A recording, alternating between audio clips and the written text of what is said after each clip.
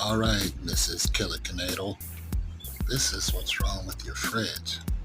Your heater right here has gone out. It's called a heating element.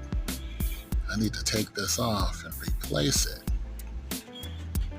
Now, it's hooked on to the bottom of this grid here, which cools your refrigerator.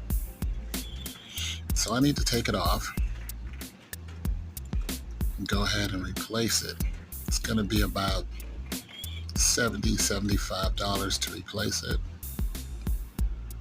Not a big deal, plus your labor time. Pretty easy fix. But if you don't replace it, your freezer is just going to keep freezing up and it'll never cool like it's supposed to.